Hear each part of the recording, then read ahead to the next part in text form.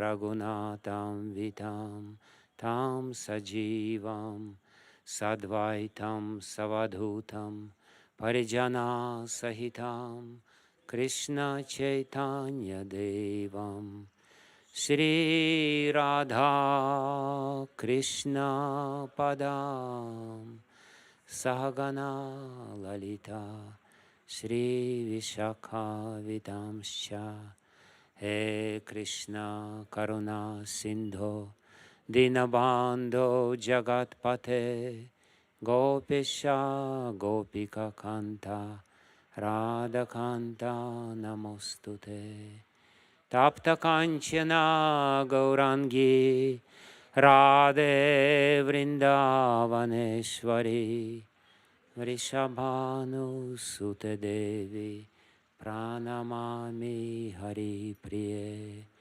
Vancha Kalpatarubhyascha Kripa Sindhubhya Evacha Patitanam Pavanebhyo Vaishnavebhyo Namo Namaha Shri Krishna Chaitanya Prabhu Nityananda Shri Advaita Gadadhara Shri Vasadi Gaura Bhakta Vrinda Hare Krishna Krishna Krishna Hare Hare Hare Rama Rama Rama Hare Hare Hare Krishna Krishna Krishna Hare Hare Hare Rama Rama Rama Hare Hare Hare Krishna Krishna Krishna Hare Hare Hare Rama Rama Rama Hare Hare Aradhya Bhagavan Vrajesha Tanaya Stadham Vrindavanam Ramya Kachitupasana Vrajavadu Vargena Yakalpita Srimad Bhagavatam Pramana Malam Prema Pumartha Mahan Sri Chaitanya Mahaprabhur Matamidam Tatra Dharona Paraha Yantah Pravishya Mama Vachimam Prasuktam Sanjeevayata Kila Shakti Darak Svadhamna Anyamscha Hasta Charana Shravanat Vagadim Pranannamo Bhagavate Purushaya Tubhyam Svasyastu Vishwasya Kalach Prasidatam Dhyayantu Bhutani Shivam Mithodhiya Manascha Badram Bhajatat Tadoksha Javeshyatam No Matirapyai Tuki. So I really consider it as a great blessings of Krishna and Govardhan. We had Srila Radhanath Swami Maharaj in our place on Dwadashi. And he came here. And today, on Kartik Purnima, Pundari Goswami has come here. And it's really amazing because while meditating on the idea of this place, we were thinking about 6 opulences of Bhagavan, Aishvaryasya Samagrasya Viryasya Yashasah Shriyah, Jnana Vairagya Yoschaivam. We were thinking about this and were trying to write the constitution of this place according to these 6 opulences. And we also were thinking that each Goswami of the 6 Goswami represents one of the opulences of Bhagavan, and they all together comprise the complete concept of the personality of Godhead. And Pundari Goswami comes here and says the same thing. I didn't tell him anything, he just says it on his own. It's confirmed. And then, yeah, he said also some other things, and I said, Maharaj, you can read my mind, what's going on. So what I want to say is that it's a very special place. That's the place where desires are fulfilled. If it's good desires, Giriraj Maharaj has this amazing quality. And of course, our deepest desire is to meet Krishna. Our deepest desire is to come closer to Krishna, if not meet him, but come on a distance where we could maybe see himself. And as Sachinanda Maharaj was saying, there are 5 guardians of this place, of Vrindavan, who helping us to enter Vrindavan, or who should give us permission to enter Vrindavan. And one of them is Tulsi Devi. And Tulsi Devi is another manifestation of Yoga Maya. And that's the reason why we're chanting holy name on Tulsi beads. Chanting the holy name on Tulsi beads, we're begging Tulsi Devi, who is the guardian and who is Yoga Maya, guardian of this place, to allow us to be in Vrindavan and to remember Vrindavan while we're chanting the holy name. And that's why in the ceremony of initiation which Srila Prabhupada established in our society, we usually give new people these Tulsi beads. And in this way we are helping them to remember about Vrindavan. And there are prayers to Tulsi Devi and to Tulsi beads before we start chanting to manifest real form of the holy name and the real form of holy Dham through our chanting. So we don't have so much time today to speak about the inner meaning of the initiation ceremony, but to be very brief, it's the ceremony which helps somebody to identify himself or herself not with this material body, not with the material mind, not with the roles which we play. I am the mother of such and such children, I am the wife of such and such husband, I am the citizen of such and such country. But this is the ceremony which helps devotees to identify with the eternal spiritual reality, with the reality where eternal leelas of Krishna are going on still now, when he manifests in many different forms, and when where love for him rules supreme. So that's the meaning, to identify with the eternal reality of the spiritual world. And therefore, while giving the names, we give the main part of the name, which is Devi Dasi or Dasi or Dasa. And of course, because we're personal, there are different Devi Dasis and Dasas. Otherwise, we would call everyone Dasa. Like we were walking around, and there was one sick person, and the other people of the entourage of Pundarik Goswami would call him Sardar. Hey, Sardar, come here. But we are not just dasas, we are very concrete dasas and dasis. So we are giving the name, we are giving new name and the holy name in this ceremony, and of course everything else according to the process of initiation. So you please come one after another and give your vows. You can speak in Hindi, I understand. If I don't understand something, Radha Pramod will tell me. So Rita is the first.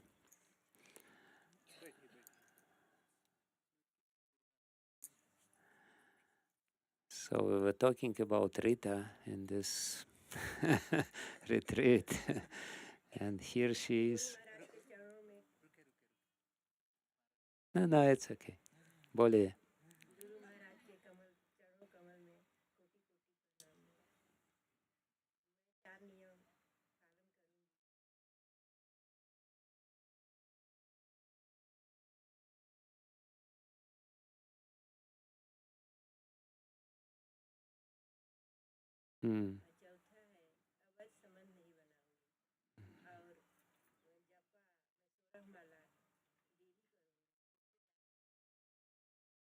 कम से कम 16 माला. कम से कम 16 माला. अन्यथा अगर आप 17 mala will do, then you will break your vow. So, कम से कम 16 mala. Okay. So, let me look here. Okay. Okay. Huh? Okay. On behalf of Srila Prabhupada and all our Guru Parampara, I'm very gratefully accepting your vows. I wish you all the best on your spiritual journey and your sadhana. Please be strict and please chant all your Sola Mala on Brahma Muhurta time. It's very important. I will maybe speak a little bit about this today. And I will, I'm giving to you the new name. Your name will be Radhika Kasturi Devidasi.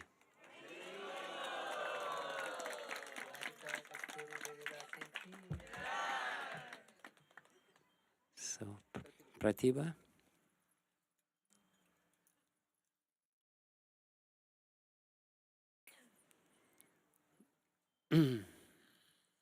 They're sisters, right?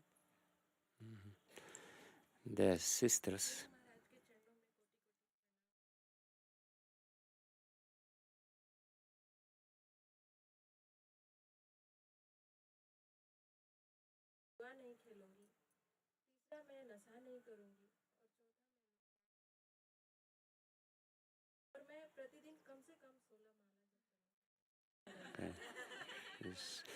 She's a good student. She learned from the mistakes of others. So, thank you very much, dear Pratibha. On behalf of Srila Prabhupada and all our Guru Parampara, I'm accepting your niyams, and I am sure that you will follow very strictly all these niyams. And I'll give you a new name. Your new name will be Padmalochini Devidasi.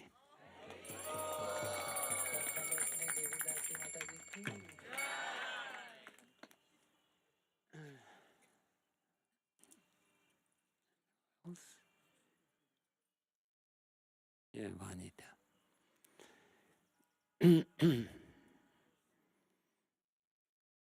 Vanita is a biology teacher in Hyderabad.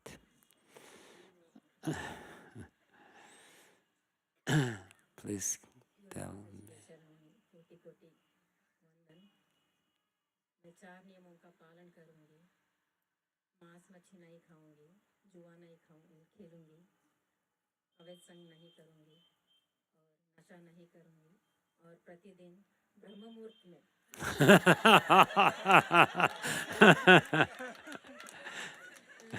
कम से कम Yes, she's even better.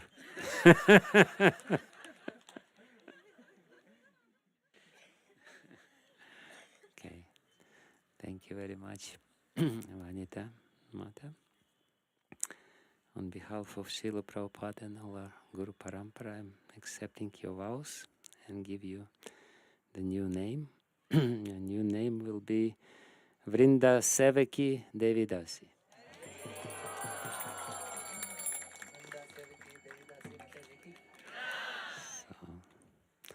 Thank you very much.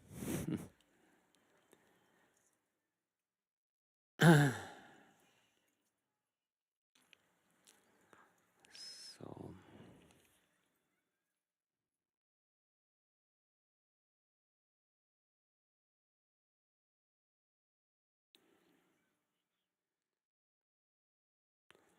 pravrajantamanupeta kritya dvaipayana virahakatara juhava putreti tanmayatayo taravo binedus tam sarva bhuta hridayam munimanatosmi. Huh? Huh? Okay. So, yesterday we were talking about the important preliminary practices of meditation, and also about the 5 stages of meditation according to the purity of the heart. And we were trying to go deeper into this concept of meditation according to Vaishnava tradition. It's a very specific, special style of meditation, completely different from the meditation which is famous in this world, mindful meditation, although it has some elements in common. But ultimately, the main difference between the two kinds of meditation is in the mood, and the mood of humility and mood of pride, or desire to achieve something by meditation in a case of impersonal meditation. And the mood of humility ultimately is there to make us understand that the results of meditation ultimately depend not on us. They are conferred to us. We cannot demand the results of meditation. And the meditation has to, the results of meditation, the revelation, which is the main result of meditation, the revelation of higher truth and deeper understanding of reality, is only coming to us as a gift from above. And that's the main thing. And even though there are many things in common, like we also use our mind in meditation. And that's why I will answer the question which Urmila Devi asked last time when she was here. I didn't talk about this yesterday. We'll talk a little bit about this. So, we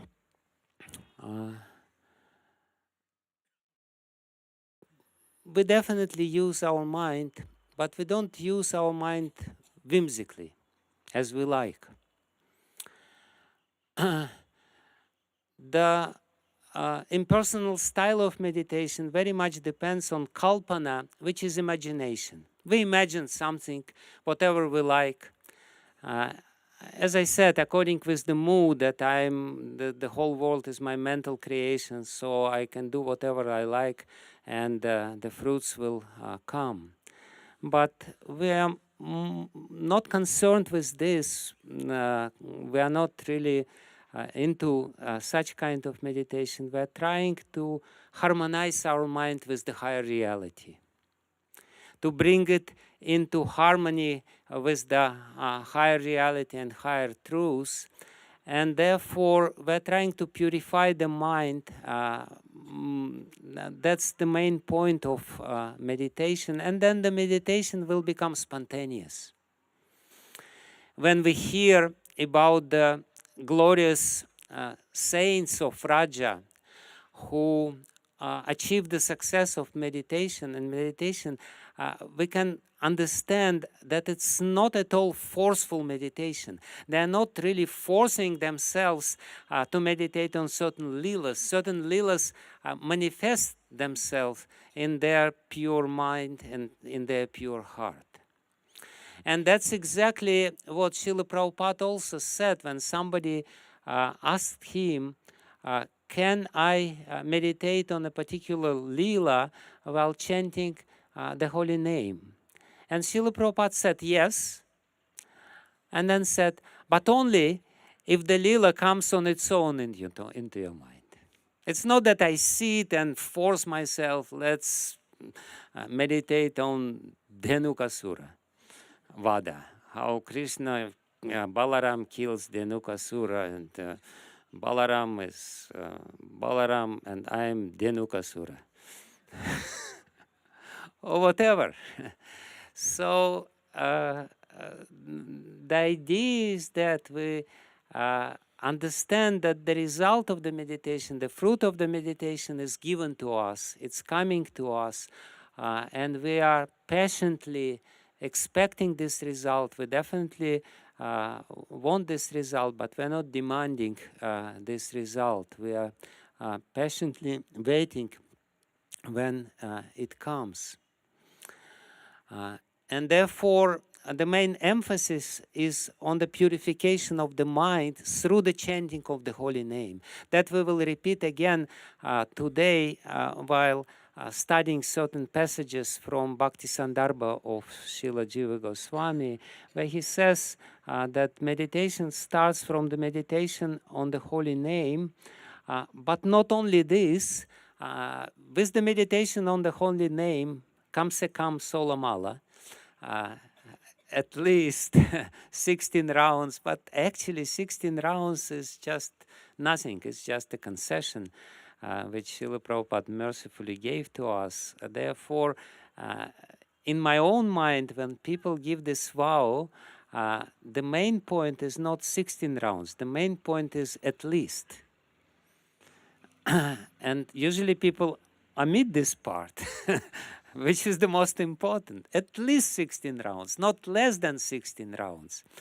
So we make the emphasis on the purification of the mind through the chanting of the holy name, through the natural potency of the holy name to purify the heart, but we also give the vows of certain niyamas, certain vows, which will help us to keep our mind and our heart pure.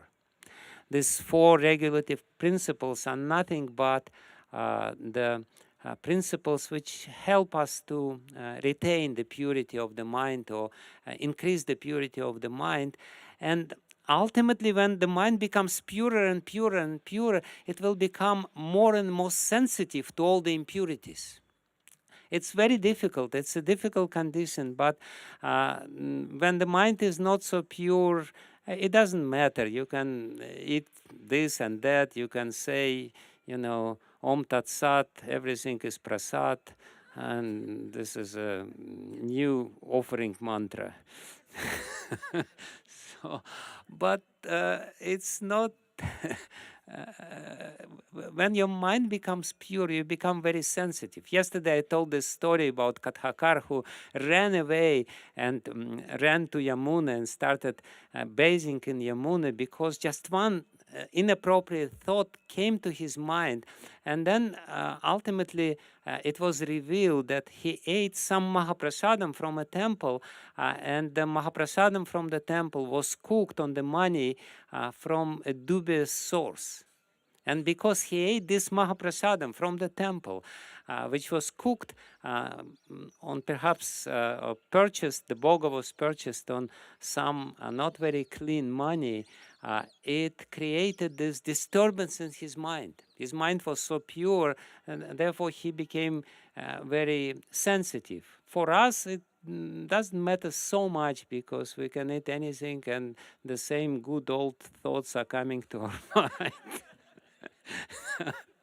But What I want to say is that we are making special endeavors to purify the mind, understanding that the result of the meditation, the quality of the meditation, the depth of our meditation very much depends on the purity of the mind.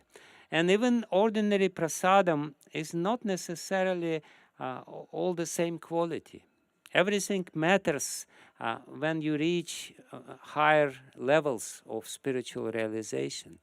Just today I read a very funny story about one person, one Avadut, who was living in Navadvip at the beginning of 20th century. He was a wandering mendicant. He was going here and there, and he was begging food. And he usually would come to people, to the homes of people, when they just offered prasad to the deities. And he would demand them. He was a very demanding person, and he would demand them, give me prasad which you offered. And then he would look at this prasad, and oftentimes, in front of everyone, he would start chastising the host from whom he begged this food, and he said, he would just throw it away and said, this is not prasad. Your deity didn't take this prasad because you were unclean. You did this, or you did that, or you were not very careful. Your deity is starving. Cook again. You're doing nonsense. So some people, they become very sensitive to this point. For us, it really doesn't matter so much.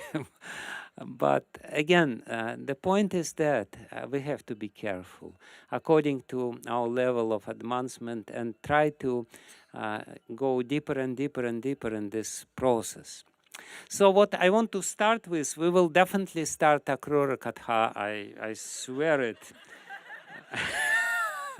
today, but there will be little introduction.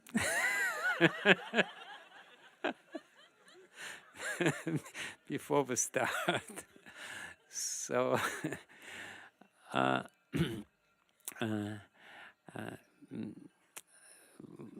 I'll start with little passage, very important passage, which was quoted repeatedly by Srila Bhaktisiddhanta Saraswati. He would give he would attribute a great importance to this passage. This is the passage from Bhakti Sandarbha 256, Anucheda 256, where Srila Jiva Goswami explains again the kram, the sequence of meditation, how the technique of meditation should take place. Yesterday I was speaking about the increasing depths of our meditation according to 5 stages: smarana, dharana, dhyana, dhruva, anusmriti, and then finally samadhi. Explaining that only in the last stage we have 100% real spiritual experience. Before that, we're kind of approaching to it, and the closer we approach, the more real all these experiences become. And here, Srila Jiva Goswami not continues, that's the previous Anucheda.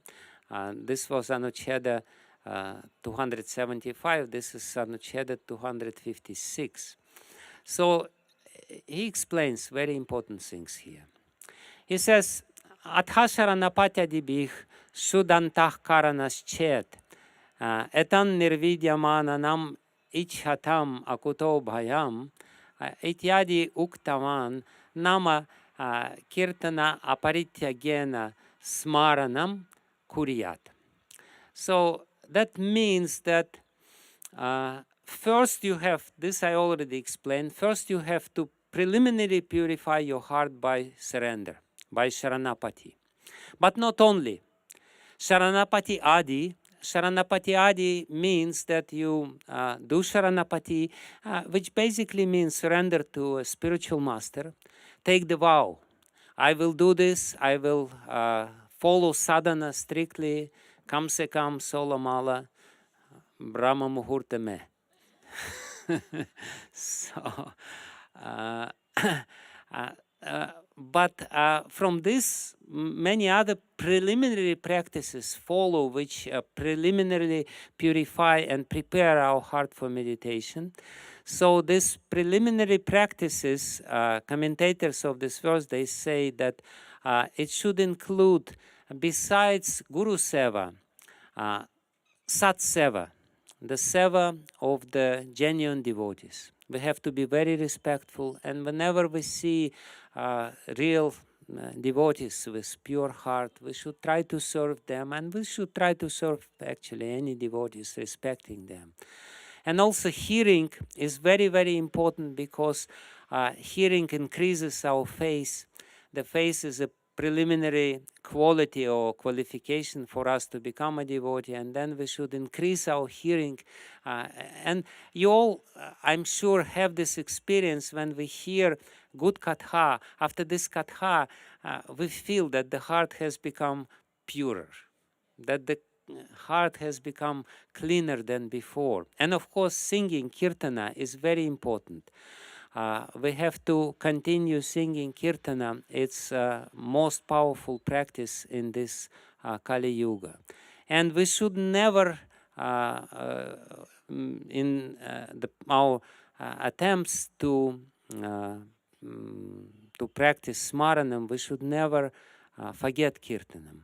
According, Srila Jiva Goswami quotes this verse from the second canto of Srimad Bhagavatam, Etan nirvidyamananam ichkatana akuto bayan, where it is said that Harir Nama Anukirtanam is the universal process or the universal recipe, universal recommendation for every people. Etan nirvidyamananam ichkatana akuto bayan. Whether you ichkatan, you have all the desires, or you are yogi, or you are nirvidyamananam, you don't have any desires, you're already completely pure. Whatever category you belong to, the akuto bhayam, the fearless process in this age is Harir Nama Anukirtanam, constant kirtana of the holy name. So that's the preliminary practices. To deepen our ability to meditate, to prepare our heart for meditation. Preliminary, we just hear the holy name and chant the holy name loudly. Hare Krishna, Krishna Krishna, Hare Hare, Hare Ram, Ram Ram, Hare Hare. And take very humble position. But then, listen very carefully. This is something which I didn't say yesterday. Then Srila Jiva Goswami, he continues, Tatra yadyapi ekatrena api vyutkramena api siddhir bhavati eva tathapi. He says, although this process can be done in any sequence, you can start meditating on a lila of the Lord basically after this preliminary surrender. He says, although you can achieve success in this somewhat chaotic process of meditation, of smaranam, he says, nevertheless, it is recommended to do it in a proper sequence. And this is one of the important points of this seminar.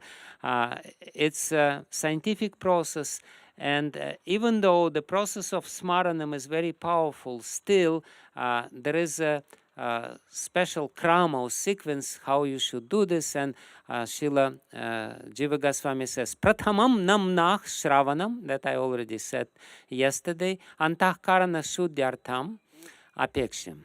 First, you should chant the holy name to purify the antahkarana, your heart. And basically it means you should try to chant the holy name silently. Kirtan is the loud chanting of the holy name. Srila Prabhupada never, he said it's possible for you to chant the holy name, but only when your heart silently, but only when your heart is clean. And the same thing Srila Jiva Goswami says, you should try to remember the holy name constantly, to keep your mind concentrated on the holy name. That's the first thing because if the sound, the vibration of the holy name, either silent or not silent, but will be in your heart constantly, then the process of purification will start very quickly. It will expedite. It will be very quick process. And it basically means, what does it mean? It means that at one point you will feel that the holy name is with you. It's not that you willfully chanting the holy name. The holy name doesn't leave you. It's there all the time. It's going on internally in your heart, and it gives you very pleasant feeling, very pleasant sensation. It's stable in your heart, and it always sounds, reverberates in the sky of your heart. So, and when that happens, first you try to force yourself. The initial stages is that we are chanting at least 16 rounds, we are struggling ourselves, we are forcing ourselves, Hare Krishna, Krishna Krishna, Hare Ram, Ram, Hare Hare. But then the holy name remains.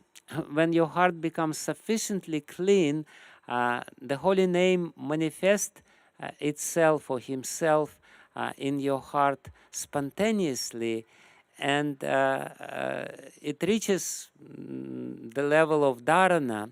And when it reaches the level of dharana, amazing thing happens. This amazing thing, I'm actually sitting here, and I noticed some very interesting phenomena. I'm speaking with the intonations of Sachinandan Maharaj. He left such a powerful impression of his energy on this seat that without myself willing to do it, I'm imitating him, but I think it's a good thing to imitate good people.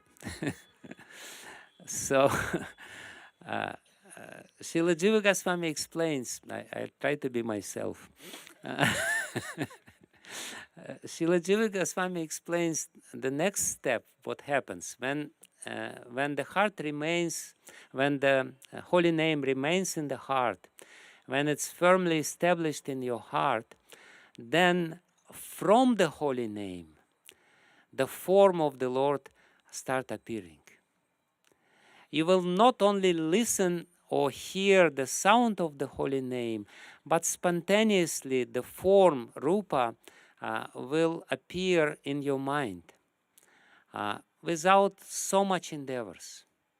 And in the beginning, this rup, the form of the Lord, will not be stable. The name is already stable, but the form is not stable.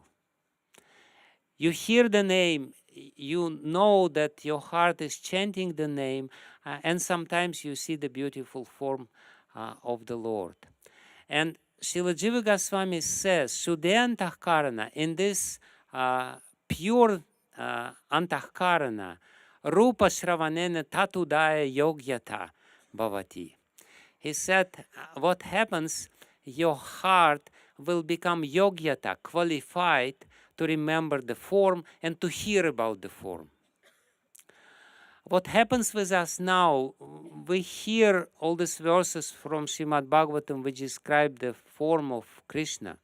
Noimidya brava pusheta didambaraya, and so many other verses of the 10th canto of Srimad Bhagavatam which describe this beautiful form of the Lord. But because we are not qualified to hear, it really doesn't leave lasting impression within our heart. But when the heart is sufficiently purified by the name, then you hear about the form, and the form visibly manifests in front of your eyes, in front of the eyes of your mind. So Srila Jiva Goswami says, then the yogyata, qualification to hear about the form, comes due to the purification of the heart by the chanting, constant chanting of the holy name. And then you can hear about this to your heart content. And while hearing this, you will be more and more established in meditation on the form. And for that, of course, there are plenty of different methodologies developed by our acharyas. One of these is, of course, to chant the dhyana mantras. In any puja, there are recommended dhyana mantra. There is dhyana mantra for Lord Ramachandra. There is dhyana mantra for Shiv. There is dhyana mantra for Chaitanya Mahaprabhu, and there is beautiful dhyana mantra, very famous dhyana mantra for Gopal. Kosturi tilakam lalata patale vakshakstale kostubham nasagre varamoktikam karatale venuh kare kankanam sarvangi harichandanam sulalitam kanthe chamuktavali gopastri pariveshito vijayate Gopala Chudamanihi. Very beautifully, it is the form of the Lord explained. Kasturi Tilakam, he has the Tilakam which is made from the musk, and Lalata Patale on his beautiful forehead, and Vakshakstale Kostubam on his chest. There is Kostubamani, Nasagri Varamoktikam. In his nose, there is not just a pearl, but the best of the pearls, very big pearl in his nose. Karatale Venu, in his hand there is Venu, and there is flute. Kare Kankanam, on his wrist, there is bracelet. And Sarvangi Harichandanam, his whole body is smeared with Chandanam, Hari Chandanam, which means very bright yellow Chandanam. Sulalitam Kanthe Muktavali, and on his very beautiful Kantha, his throat, there is Muktavali, the necklace of the pearls. Gopastri Pariveshito, and of course he is surrounded by gopis.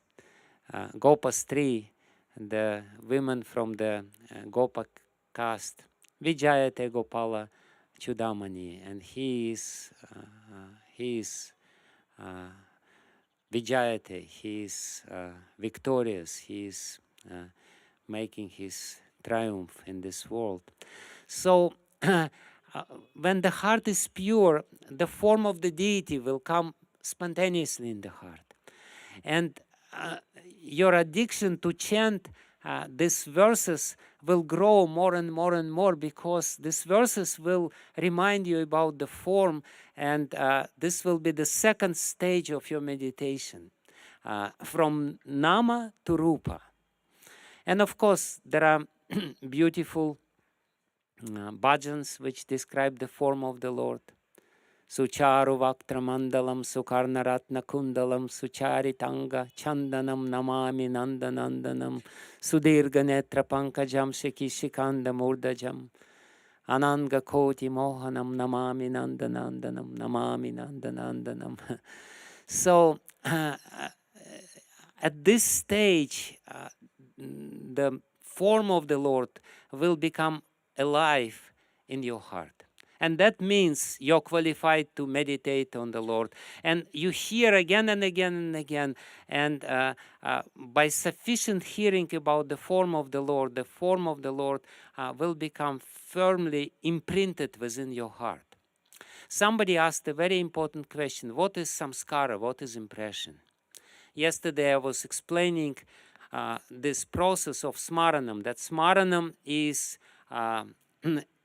evoking samskaras which are there within our heart.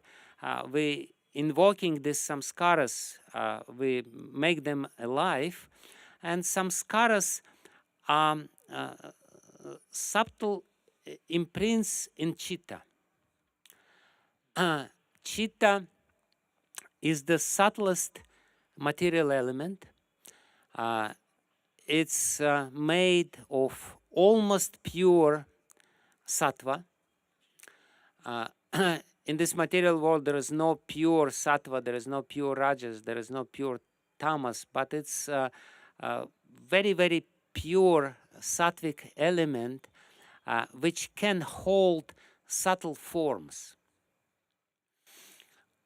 It's very interesting because the modern science confirms this idea of subtle forms which precede the gross form. There is a very, please forgive me, actually I have to beg forgiveness from Akrura for this diversion or digression.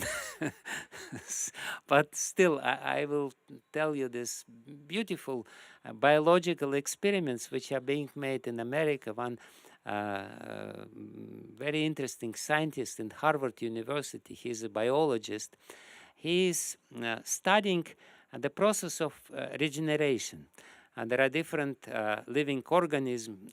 You cut them in the pieces and they regenerate their organs in a different way. There are even organisms, you can cut their head and the new head will grow up.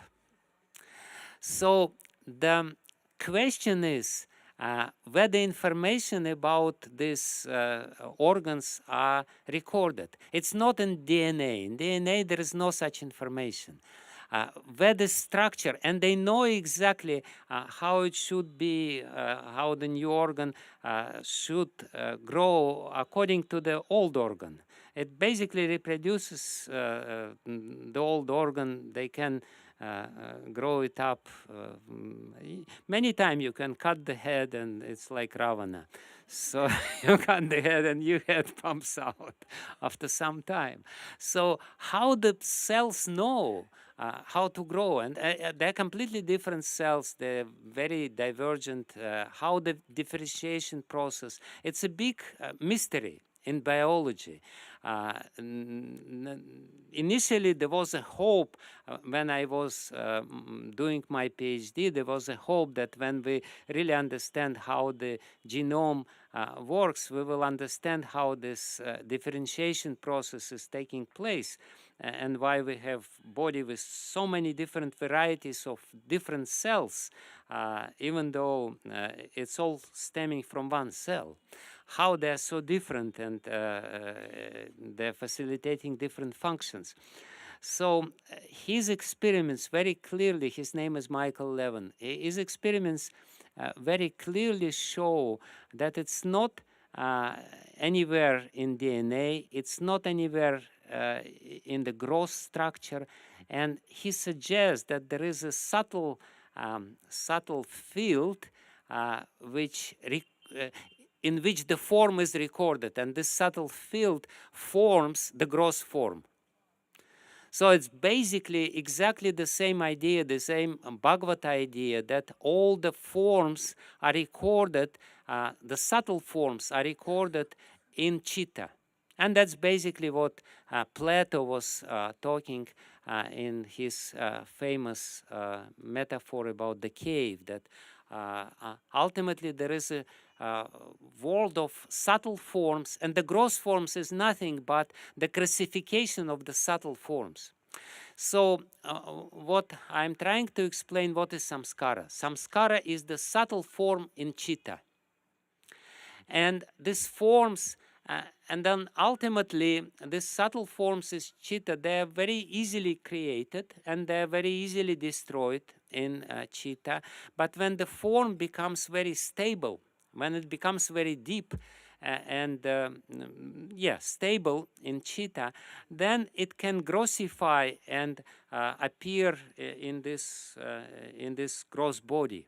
There is a process, the process of our how we obtain this material body is the process of a subtle form which is being created, the vasanas which are created in Chitta and stored in Chitta. And when the process of our karma is finished, then this subtle form is poured in. The matter is poured in this form exactly like we do the forms in this factory which we have. So we have the molds.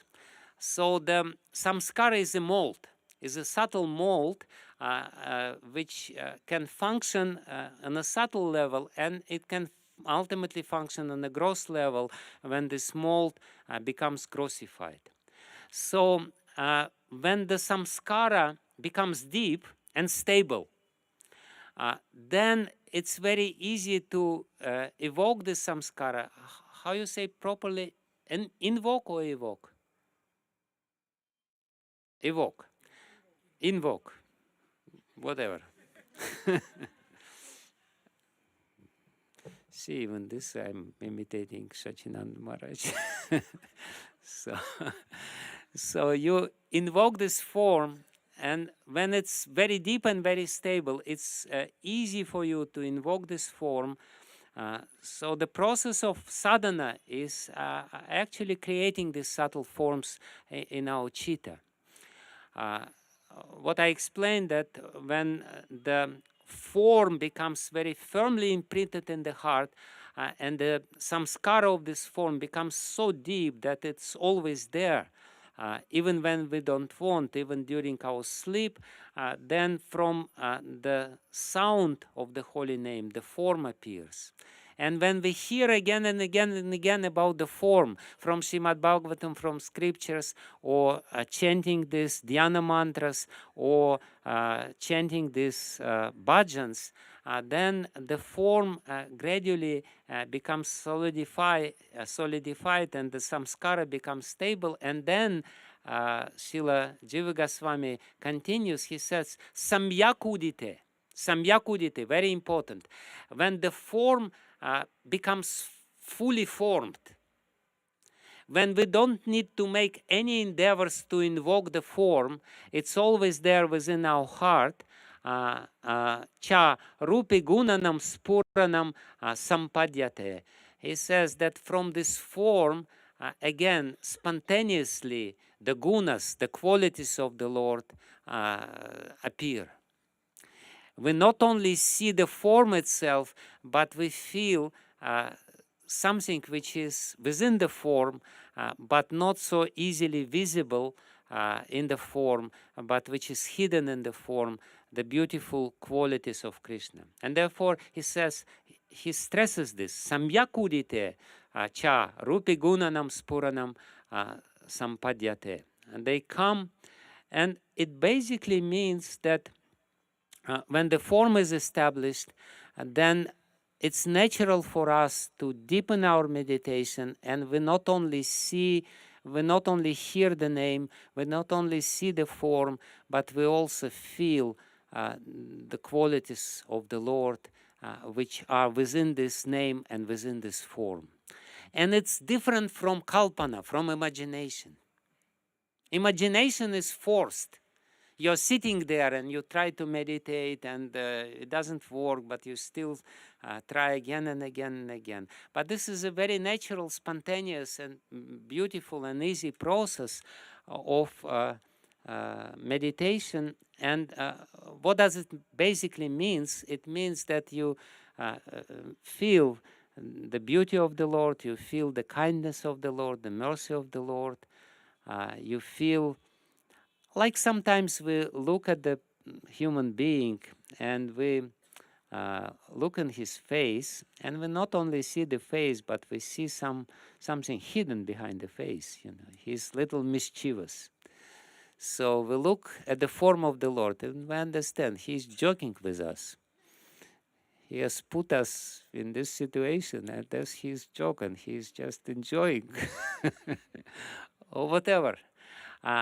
We can feel the qualities of the Lord, or and then what we do, we hear the verses which describe the qualities of the Lord. The 64 qualities of the Lord described in Bhakti Rasamrita Sindhu, like one of these is gratefulness. And we hear about this, and we hear the verses which describe this. Rinimatat pravridam me hridayam napasarpati yad govindati chukrosha Krishna mam duravasinam. This is the verse from from Mahabharata, where Krishna himself says that when Draupadi, who was being disrobed, in this Asat Sabha, in this impious assembly of people, when she frantically, by raising two hands in the air, cried Govinda, Yad Govindati Chukrosha, when she cried from the depths of her heart. Uh, uh, and I was far away at that time in Dwaraka, and Krishna said, because she said this, the depths within my heart growing and growing and growing every day. I still didn't pay this debt. She called me so sincerely, she called my name, and I didn't do what she wanted me to do, and I feel myself a debtor. So what I want to say is that when we are established in Rupa, then the meditation on qualities of the Lord becomes very spontaneous and natural. And then at that moment, we are qualified to hear again and again and again about the qualities of the Lord. And it becomes very relevant to us and very real to us. And then he says, Tatasteshu nama rupa guneshu tat parikareshu cha samyak spurite shveva lilanam spuranam shushtu bhavati. And then only he says that the real lila will appear in front of the eyes of our mind when the name becomes established. From the name, the form comes. From the form, the guna comes. And from guna, the parikaras, the loving associates of the Lord come. And then naturally, we see real lila. Sushtu. He says, Lilanam spuranam sushtu bhavati. Very important. That the spurti of lila becomes real, sushtu, and very vivid, whereas when it's forced, when we're forcing ourselves, yes, we may see something, but it lacks life. It lacks real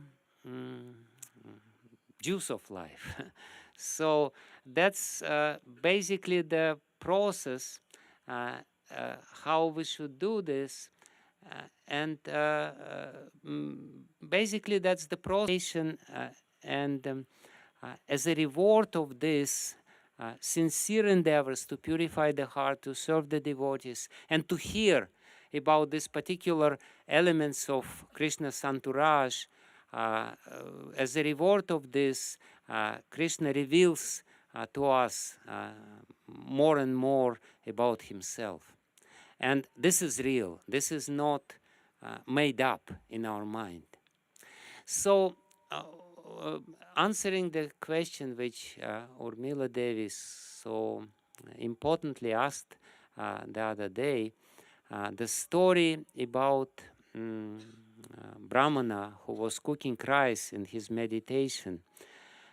And while cooking rice in his meditation, he tried to check whether the rice was properly cold or not, because the sweet rice should be cold before you offer. So before offering to the Lord, and this Brahmana cook who was sitting there and meditating on this process, he touched this rice, and the rice was too hot. So he took out his finger, and when he came out from the meditation, he, to his surprise, saw that there is a burn in his finger. In his real gross finger, there was a burn from his meditation. So what is it? And what is the difference of this story from the forced? Yes, so that's...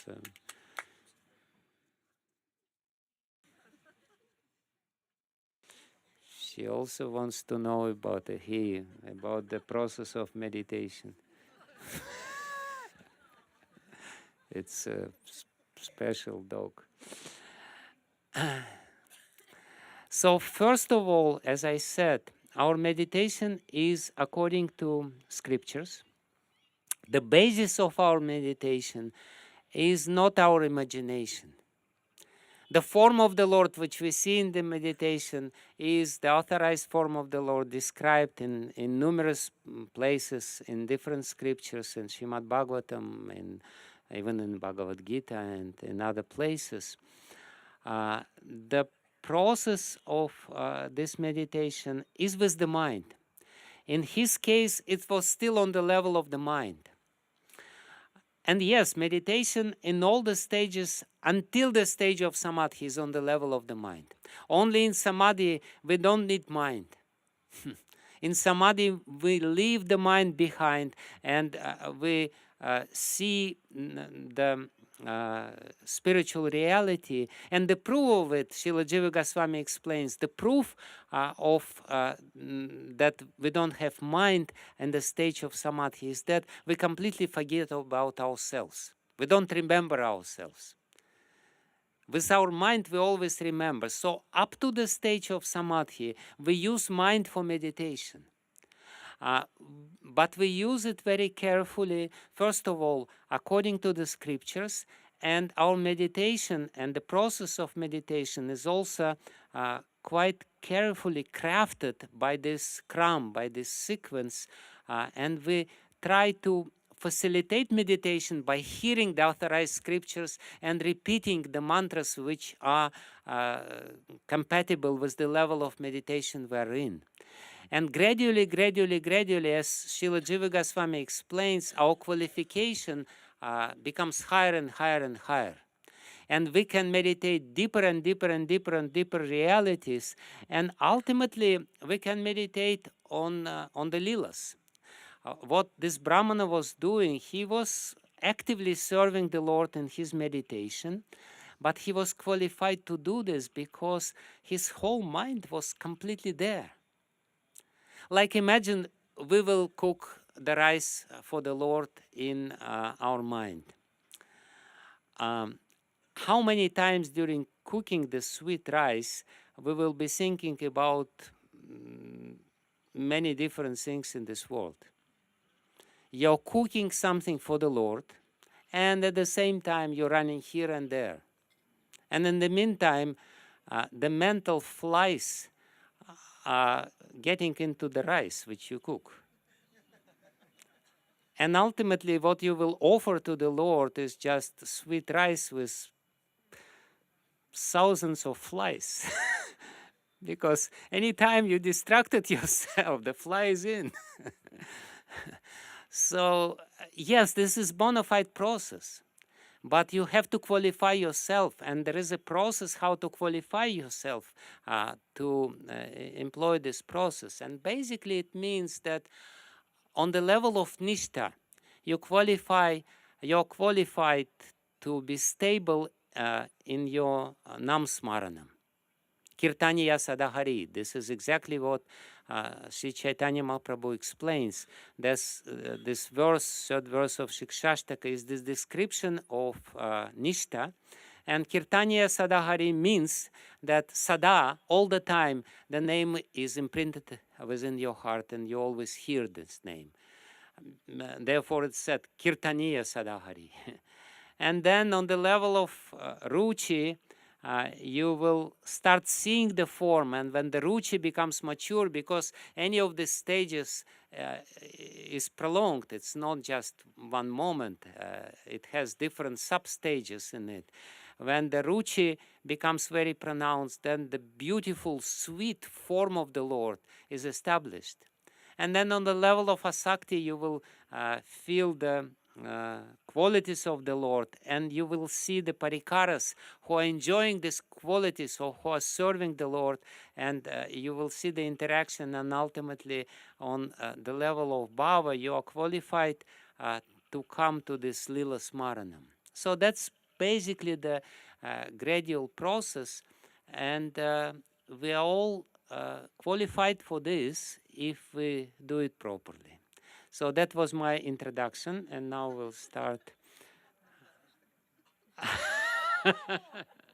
No, now we'll start the story. We'll start a little bit because I feel obliged to do it, otherwise it's not so good. But I thought it was important to explain the Vaishnava style of meditation and how it is different from whimsical meditation when we want to attract something. We don't want to attract anything. We want to become attracted to Krishna, who is all attractive. And now we're not attracted to him. And if we try to attract something, this goes completely against the grain of Vaishnava philosophy. So we want to become attracted. For that, we should purify our mind through these processes of following sadhana and chanting the holy name. So we'll start Katha.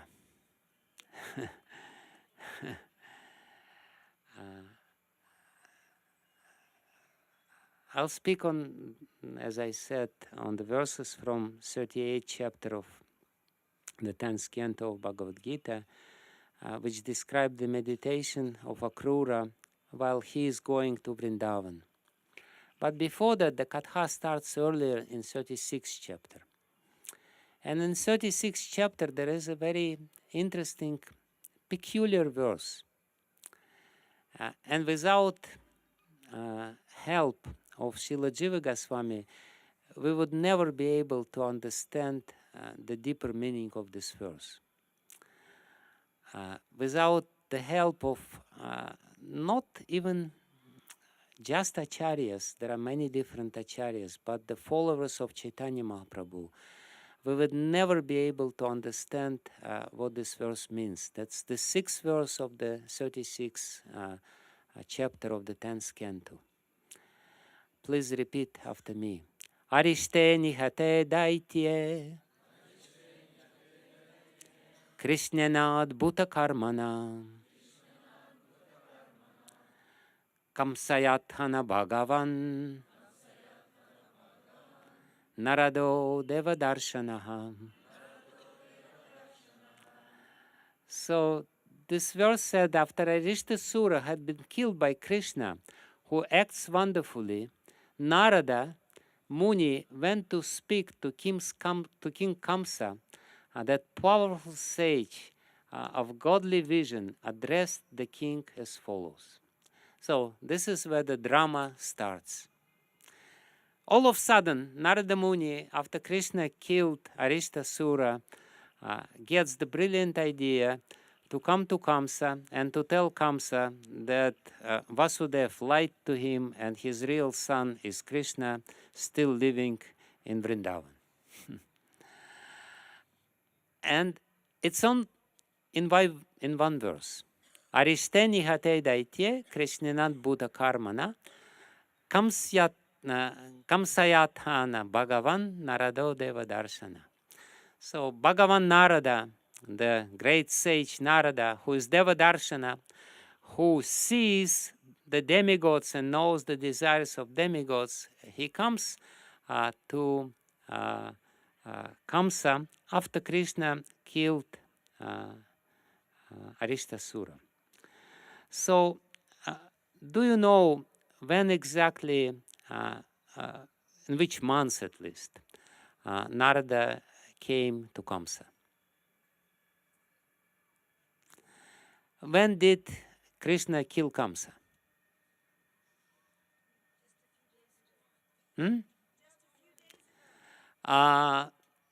Yeah, that's the local tradition, which is not confirmed by our acharyas.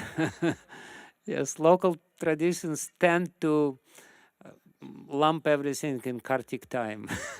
So they also put Kamsavada here on Chaturdashi. No problem, let him be killed in Kartik time. In reality, he was killed in the end of winter on Shivaratri, not Shivaratri, the Chaturdashi before Shivaratri, which is there in February, early February. Do you know when Krishna killed Aristasura? Krishna killed Aristasura, and at that time, who appeared? Radhakunda appeared. So when did Krishna kill Aristasura? Don't say just few days ago. It's a local custom. It's a local tradition. Put all the festivals in Kartik Mas. Spring. Yeah, early spring. So here in one verse, Sukadev Goswami lumps these two events, whereas in reality, these two events are separated by practically 1 year. And without the help of Jiva Goswami, we would not be able to understand why it is and why it is so important. I will explain later, tomorrow, the significance and what was happening within this 1 year, and why Sukadeva Goswami didn't want to explain it in all details. He basically kind of passed by this whole very important year of Krishna's life. But because of Jiva Goswami and the followers of Sri Chaitanya Mahaprabhu, we know what happened after that. And this background story is very important. I will not tell it now because it's too important. I will start with this story tomorrow. But for now, what is important for us to continue this narration, which is there in the 36th chapter, yeah, I will tell a little bit about this verse, and I still have a few minutes of time. So it is very beautifully explained by our acharyas. Aristani hate daitye Krishnanat bhuta karmana. Krishna is called here Adbhuta Karmana. He is the creator, or he is the performer of amazing, wonderful acts. Krishnana Adbhuta Karmana. And our acharyas, Jiva Goswami and Sanatana Goswami and Vishwanath Chakravarti Thakur, they say that Krishna is called Adbhuta Karmana. Sukadev Goswami, while saying this, he has very vivid picture of this Arishtasura Vada. Whatever Sukadev Goswami speaks, he sees it in front of his eyes, and he is wondering what's happening, because Krishna, how Krishna killed Arishtasura, you know what was the means or weapon by which Krishna killed Arishtasura? Huh? No, not fist. His own horn. Arishtasura was a beautiful, magnificent Daitya with huge horns. And Krishna looked at his horns and he said, oh, such a nice horns. And the first thing which he did, he just broke the horn of Arishtasura and killed him with his horn.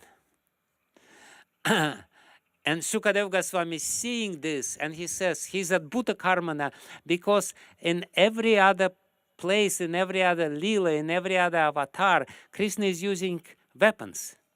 Krishna sometimes is using his chakra, sometimes he is using his shranga bow, like in Ramachandra. Sometimes, as Nrisimhadev, he kills with his beautiful nails, but only in Krishna Lila, he kills without any weapons, with his very soft and very gentle, nice hands.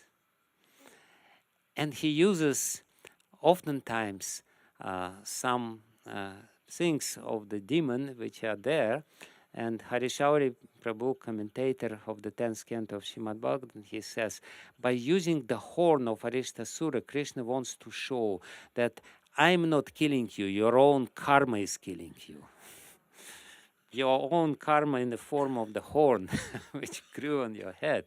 So Adbhuta Karmana means that in Vrindavan, Krishna even killing in a very special way, without any weapons, with his gentle hands. And then you wouldn't believe that with these gentle hands he can kill anyone, because they're so soft.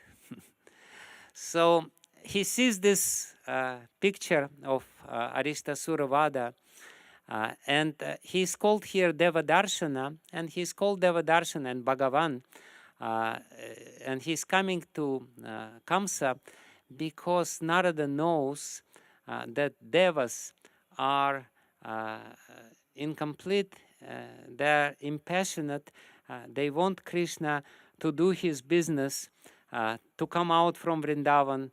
Enough is enough. For how long you're going to, do this useless thing? You have to do so many other stuff. You have to kill these demons. So many glorious things you have to do. And therefore Narada Muni is called here Deva Darshana. He is going to the planets of the Devas. He is going to the heavenly planets, and he knows the anxiety which the Devas have, and they are very afraid of Kamsa. Kamsa is terrorizing everything. So they want to speed up the whole drama. And therefore, Kamsa, on behalf of the demigods, is coming, not Kamsa, sorry, Narada.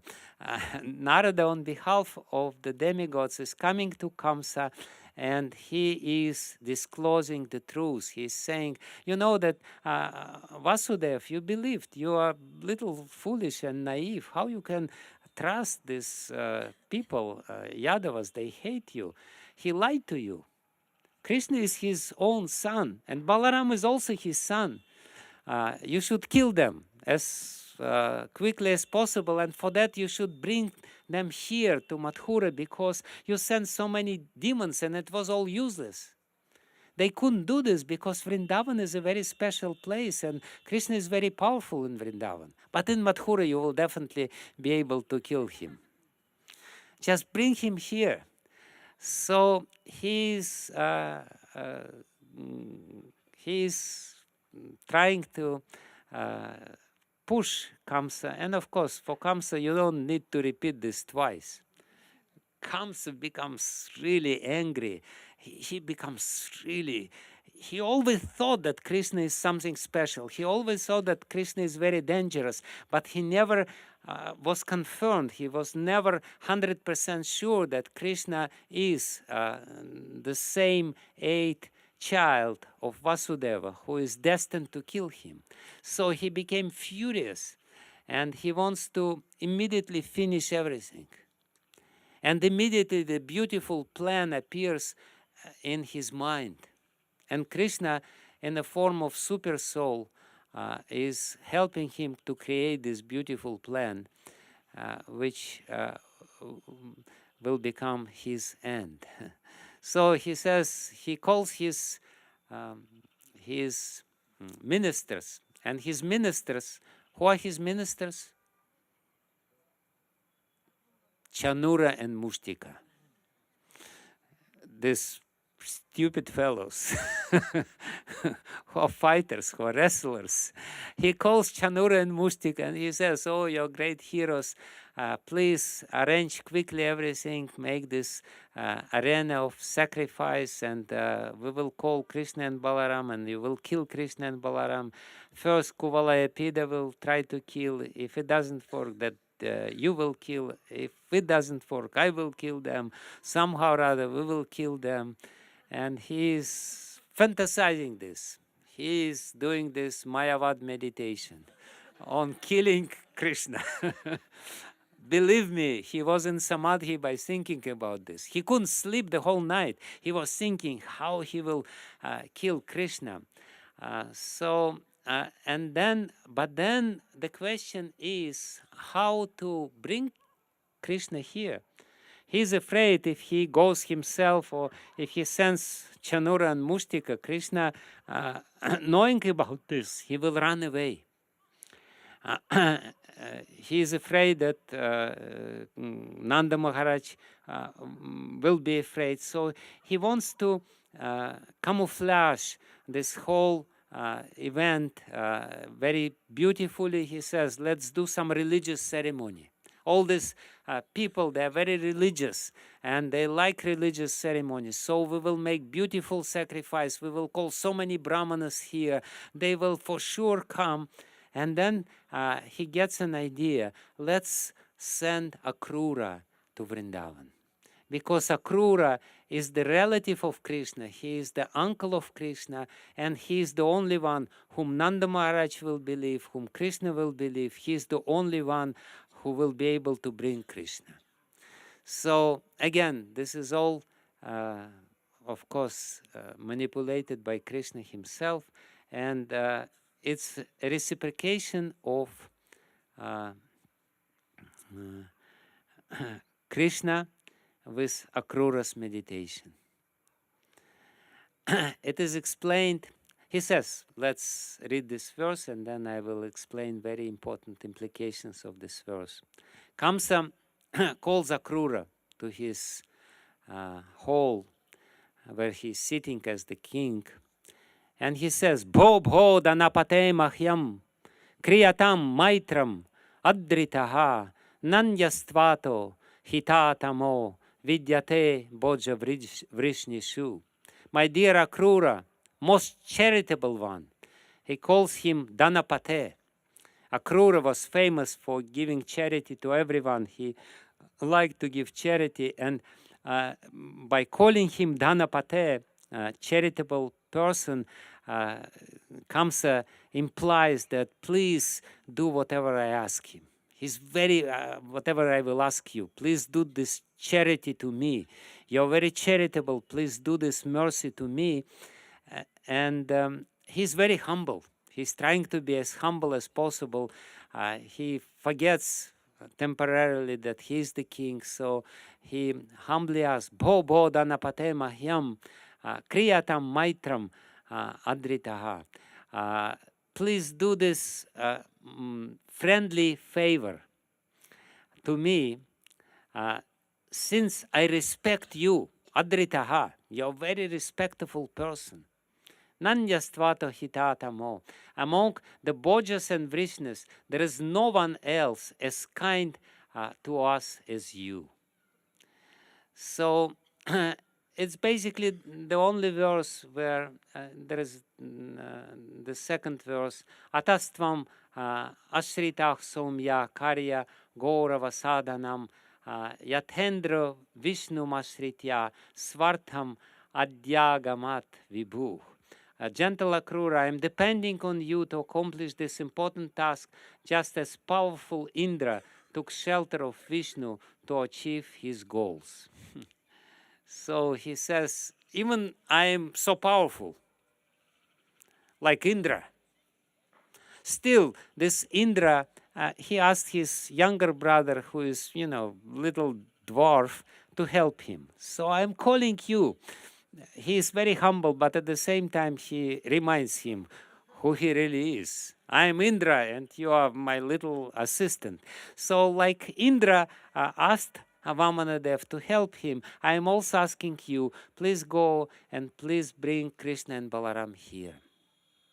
So there is a beautiful story behind this, which is not described by Shukadev Goswami, but which is described in other Puranas and especially in Harivamsha Purana, that Akrura was for 12 years serving Kamsa very diligently to gain trust.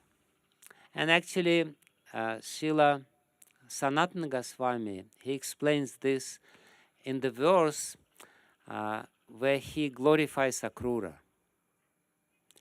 Akrurai namaste, Akrurai namastasmai, yena Kamsa pisevitaha. Gokule gopa gopya dhyas, Sri Krishnaika didrikshaya. I offer my respects to Akrura, who served Kamsa on some pretext in order to see and serve his Lord. It's very beautiful verse. Sanatana Goswami says that Srila Akrura, remained for 12 years as a loyal and obedient servant of Kamsa for one sole purpose, to see Krishna. Didrikshaya, Sri Krishnaika, Krishna Eka Didrikshaya, because he wanted to see Krishna so much, he was ready to serve Kamsa. Yena Kamsa api sevitaha. He became his servant.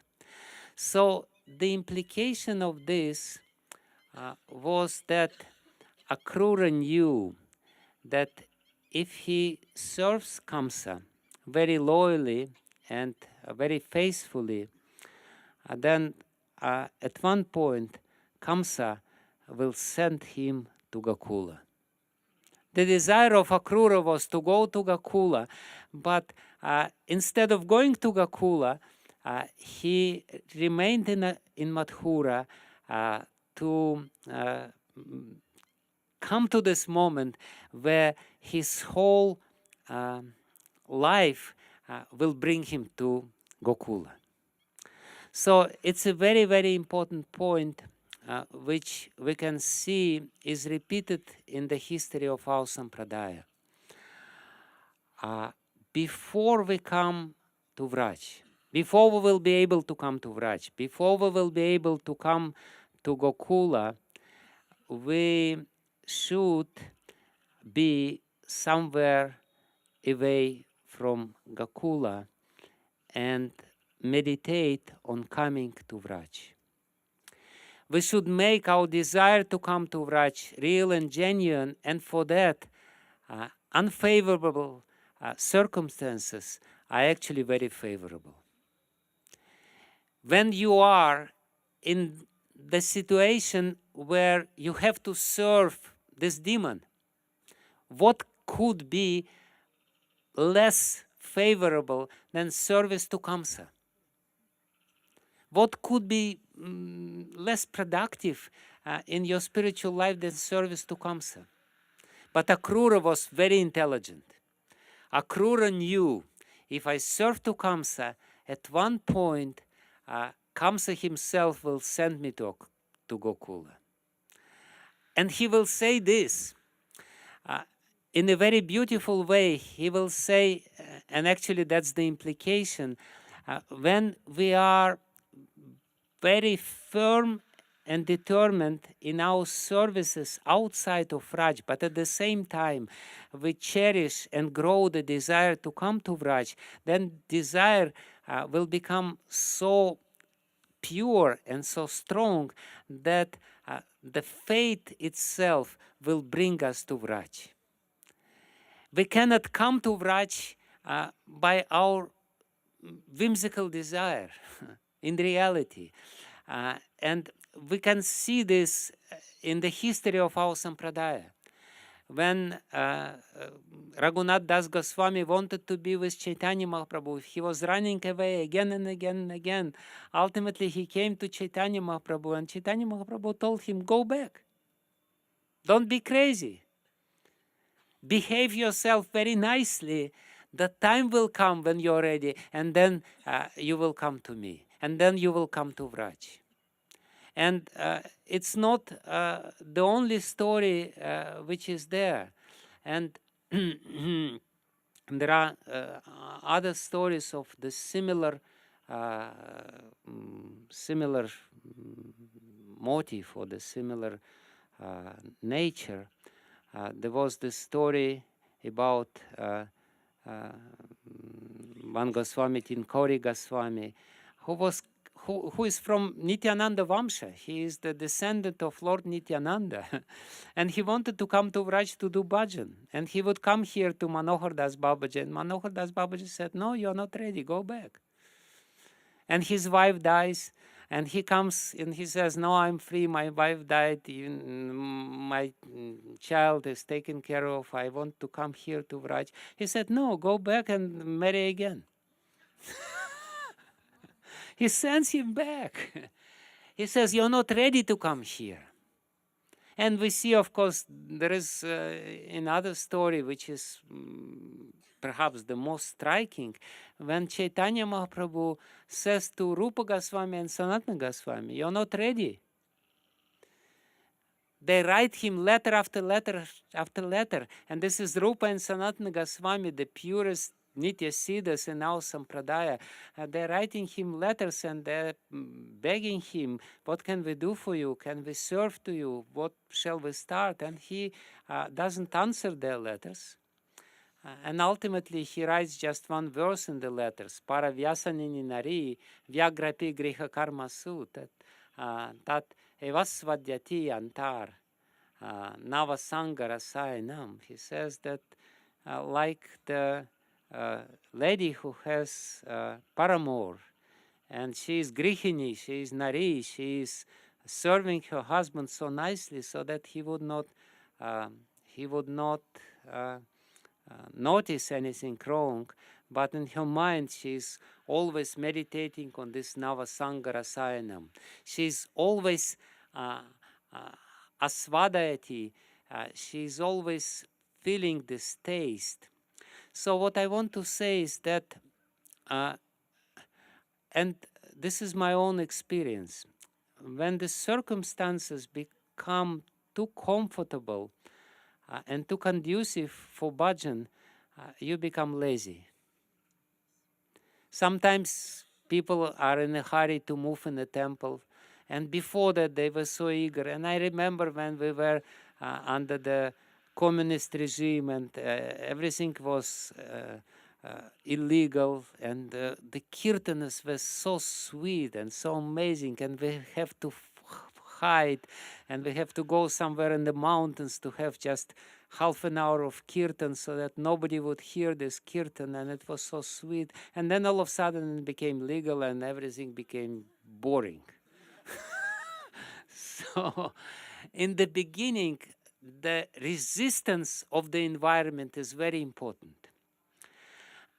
Resistance is necessary in this incubation period when your bhakti is not mature yet or is not strong enough yet. Because without resistance, your bhakti will never become strong, your desire will never become strong. The resistance, the external resistance, the unfavorable circumstances in which you are practicing or beginning practicing your bhakti actually help you. Like I know many people, when their family is not favorable, they become such a strong devotees because they have to hide it from the family, and they're doing this, and they're always conscious about this, and for them it's so precious. It's so important to practice bhakti. They know it, and then if everything is favorable, they don't feel like, because again, when our bhakti is immature, the external resistance help it to become mature and strong. And that's the first very important lesson of Akrura. The first very important lesson of Akrura is that you should not be afraid of unfavorable circumstances. Because this is the nature of the human mind to do everything contrary. If they don't want you to do something, your desire to do this will increase many folds. Especially, we know that forbidden fruit is very sweet. So in the beginning, when bhakti is forbidden, and in case of Akrura, his bhakti was very forbidden. He couldn't practice it openly. He was there, he was hiding his bhakti, and externally he was showing his loyalty, his faithfulness to Kamsa. So this is a very important first lesson of Akrura's life. And he says that the same Kamsa who was so much against Krishna, who was so much against my practicing bhakti and my being loyal servant of Krishna, the same Kamsa now sending me to Krishna. And the implication here is that when you're mature, everything which was unfavorable for your practicing of bhakti will just push you towards bhakti, will help you to become Krishna conscious. I experienced it myself. I was doing my service in very unfavorable circumstances, and then at one point Krishna said, enough is enough, come here. And all those people who wanted me to be there, they were very much against me, and they said, get out of here. And here I am. this is this is this is how it works. This is a very important lesson that Krishna knows when you're ready. Don't be in a hurry. Just make your bhakti strong, make your desire strong. For that, there are some other things and lessons which Akrura will teach us. But this first lesson, which I wanted to mention, is this lesson of resistance. We should not be afraid. Resistance is good. And therefore, Srila Prabhupada, he was very bold, and he knew this. And he was saying, don't be in a hurry. Come for Vrindavan for a short while. The time will come when you will be able to come here and to be absorbed and completely immersed in your bhajan. Just recently, a disciple of Srila Prabhupada, Parvat Maharaj, passed away in a few days, and he was sleeping just for 3 hours a day. He was chanting many lakhs a day. He was so absorbed. But before that, he was an active preacher. And he was one of the most talented and most successful book distributors.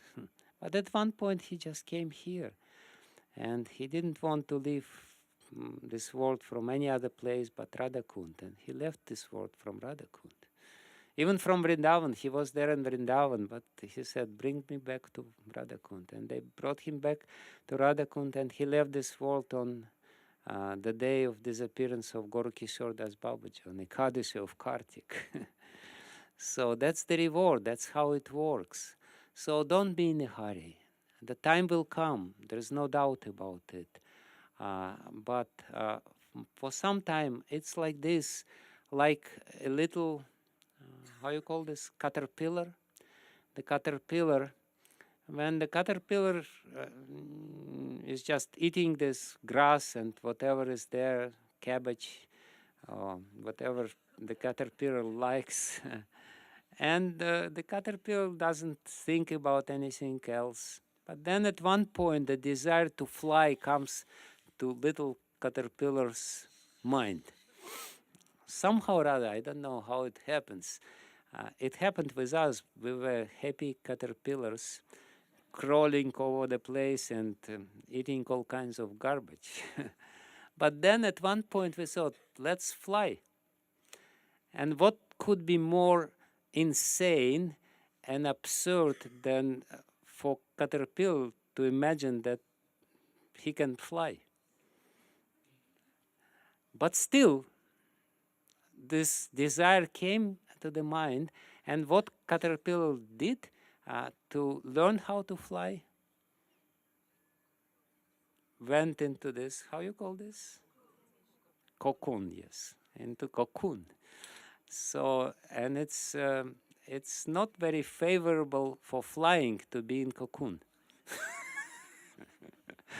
It seems very counterintuitive, that your way to fly goes through cocoon. But it does. So in the same way, it seems like very counterintuitive to serve Kamsa to see Krishna. But it is like this. This is the paradoxical way of spiritual life. Sometimes to reach the goal, you cannot go straight to the goal. You have to go this way and do some diversions, and you will reach the goal faster than if you would go straight. So that's an important lesson of Akrura, which I mentioned and with which I finish this katha. Thank you very much. Hare Krishna. There are a few other very important lessons, but I just wanted to start with this, in this place. How we should be patient and how we should embrace the seemingly unfavorable circumstances in our service, because the circumstances ultimately will show us how precious bhakti is. Otherwise, we will not be able to appreciate bhakti properly. And yes, we were talking about the sequence of meditation, how the meditation in a natural, spontaneous and way develops in a humble heart, in the heart of somebody who is trying to achieve the Lord through meditation process, through this technique, but is not demanding this and is not trying to force Krishna to manifest, but humbly and passionately serving him through this process of chanting the holy name. Hare Krishna, Krishna Krishna, Hare Hare, Hare Rama, Rama Rama, Hare Hare. Okay, any questions? Yes, I answered one question, what is samskara? There was another very important question and very beautiful.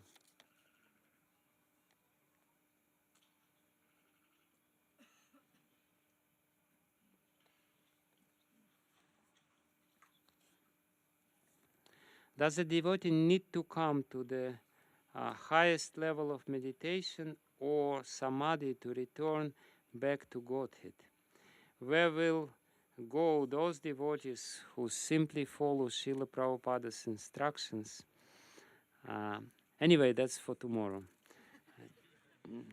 And again, Srila Prabhupada's instruction is not to chant. It is where will go those devotees who simply follow Srila Prabhupada's instructions to chant 16 rounds. Srila Prabhupada's instructions to chant at least 16 rounds. Please remember, at least 16 rounds, not 16 rounds. Srila Prabhupada's instructions to chant 24 hours a day, that's also his instruction. But we conveniently forget about this instruction and only remember 16 rounds instruction. I will tell this tomorrow. Continuing with the story of Akrura, there is a very beautiful point about this. Yeah, this is samskaras. I noticed this. At the level of dharana and dhyana, when the focus is already on the form, it seems that elements of imagination may also play a role in our meditation. In such cases, should we take extra precautions to ensure that the object of our meditation and the details in which it is revealed to us are authentic? Yes, definitely. We should definitely take an extra precautions, and therefore, as I said, and I will stress it again here, the basis of our meditations are scriptures, not our imagination. The ground, the foundation of our meditation are the verses of scriptures, and therefore we should chant these verses, we should memorize these verses, and relish these verses, and that's the real meditation, as opposed to the meditation which is just a product of our very creative mind, fertile mind. Yes.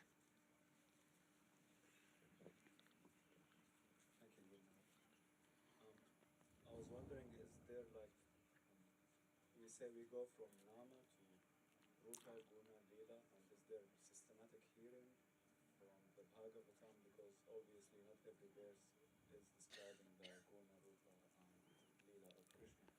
Or is it simply from No, see, the process is like this. We should definitely Nityam Bhagavata Sevaya, we should attach our heart to hearing Srimad Bhagavatam.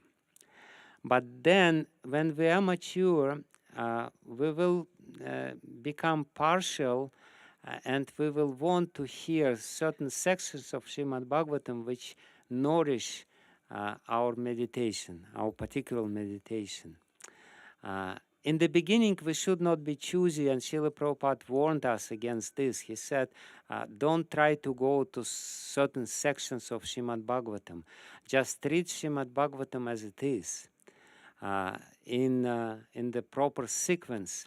But when the qualification is there, then naturally, again, spontaneously, our heart will be attracted to certain sections of Srimad Bhagavatam which nourish this particular kind of meditation suitable. And we will go there.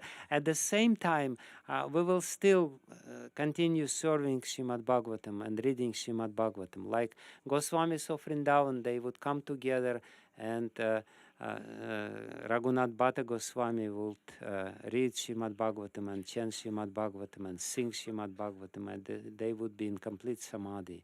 But for our special bhajan to nourish our meditation, we can go to certain sections or certain verses, memorize specific verses which facilitate our meditation. The other day when Srila Radhanath Maharaj and Shrutakirti Prabhu were here, Radhanath Maharaj asked Shrutakirti Prabhu, can you tell us some Prabhupada story connected with Govardhan? And Shrutakirti told a story which is exactly answering your question. So Prabhupada was in Los Angeles, and he was doing massage, and he asked Shrutakirti Prabhu, or it was some other occasion, anyway, he asked Shrutakirti Prabhu to read something from Krishna book. And Shrutakirti Prabhu started reading from Krishna book, and he opened the Krishna book on some demons pastime where Krishna is killing demons. And Prabhupada said he was enjoying so much, he was laughing and laughing and laughing. And Shrutakirti Prabhu said, Srila Prabhupada especially liked the part when it is described that demons were bloody and the blood was oozing. So Prabhupada was enjoying this. So the next day, and Shrutakirti felt very elated and very happy that he pleased Srila Prabhupada with the reading about the demons. And the next day, Prabhupada again said, please read Krishna book. And Shrutakirti started frantically looking for the stories about killing the demons with a lot of blood in it, to please Prabhupada. And he was doing it, and Prabhupada looked at him and said, read anywhere. It's all sweet. So, yes, we should listen everything which is there in Srimad Bhagavatam, but for certain purposes, for certain meditations, on the level when we're qualified, we can go in certain sections, and they will become our favorite, and we will meditate very deeply. Yes, Tadas.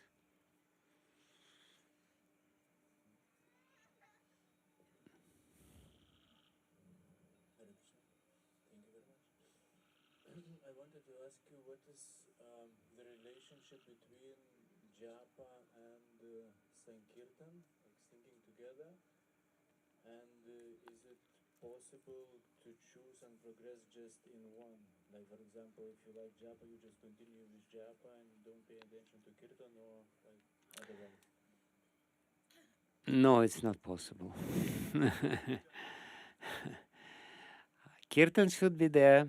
Chaitanya Mahaprabhu said that out of 9 kinds of bhakti, loud kirtan is the most sarvashreshta, is the best.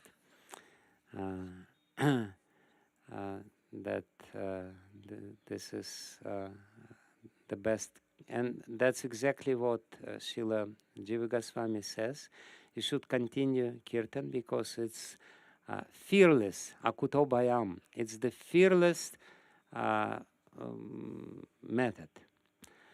It's the most beneficial method. It's the easiest method.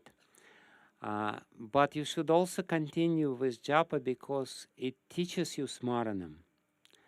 Japa, from the very beginning, it should be on the level of upamshu when you very softly chant the holy name. But if it's not supported by the power of kirtana, it will be very difficult for you to go into it. Maybe on a certain level, but even we can see even the great saints who still live here or who used to live here in Vraj, they would do Lila Smaranam, they would do Japa. They would do first Japa, then they do Lila Smaranam, meditation, and then they would always do Kirtanam. So these two processes, they are nourishing each other, they are mutually not exclusive, they are complementary to each other, and they help each other. They help to strengthen and to purify our mind. So loud kirtan and very soft and sometimes silent chanting of the holy name, they're all important, and that's what Chaitanya Mahaprabhu showed in his own example. Yes, Brother Pramod. Huh? Yeah, no, please continue. Could you please suggest how to get taste for kirtan? Because when I sit in kirtan, I think that I would rather chant in japa. The taste only comes when there is absorption. If you think about something else, I would rather chant japa, then you will never feel the taste of kirtan. I explained this yesterday. If you are not concentrated or not absorbed in eating any food, the most delicious food will not be pleasurable to you. You will not feel the taste. So the beginning of the taste is to bring maybe a little forcefully your mind into the process. But then the mind will like it. So, but the starting point, the initial point is to bring the mind into the process, to be completely present while you're doing this. So I'm sure that Nam Prabhu is very happy with your loyalty to japa, but Nam Prabhu also wants you to become wild in kirtan. It's again Sachinanda Maharaj speaking through me. I just can feel it's coming from the asana, going out from the mouth.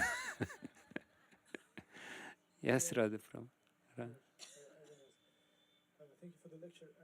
You said yesterday that actually, like, basically, the desire, if you have the strong desire, then things they start working very quickly. And I see that in my life, in my experience. Like, if you really desire something, like very, very bad, then like, I don't know, Krishna helps.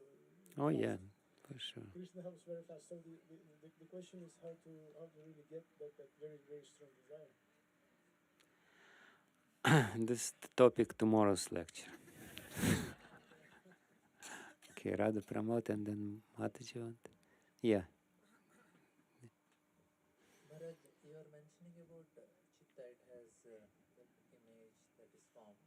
Now, my question is like, now when the jiva, when he enters into the body of Mahavishnu, there is no chitta. So what is that stored in it? When it comes back, it is leaving him. It's still, it goes into the body of Mahavishnu with its karma, and karma has particular structure. So Karma means that is what is the impressions in chitta is carrying. yeah, so it goes. Anyway, you can always say achintya.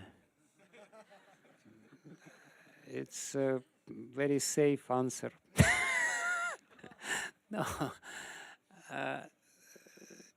This very subtle remnants of karma are still there attached to jiva. Certain questions you cannot answer very logically or rationally because ultimately it's not possible to understand everything. How they're sitting in the body of Lord Mahavishnu with some material elements, but nevertheless it's there because when the jiva comes out, it comes out with its karma. Or the other answer which you can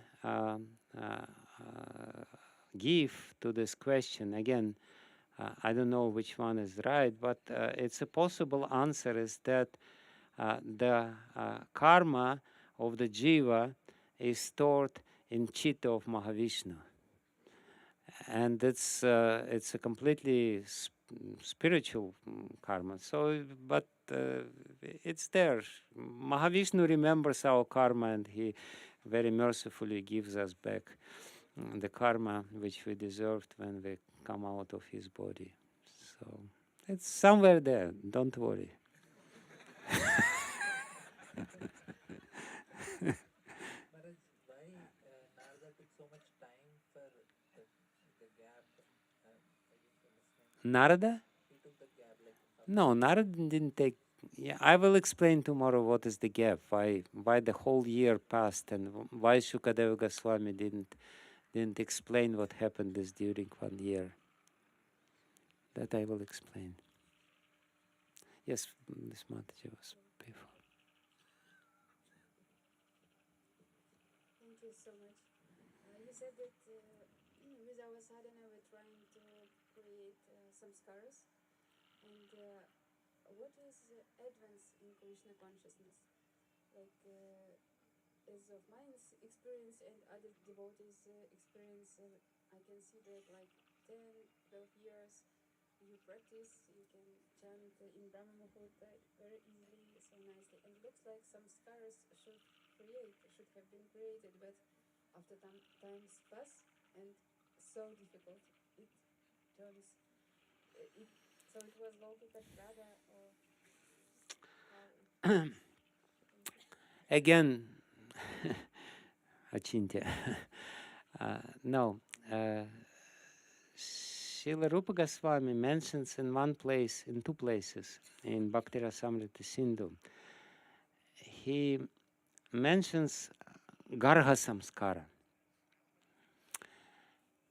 He doesn't elaborate on this. Srila Jiva Goswami doesn't explain exactly what it is,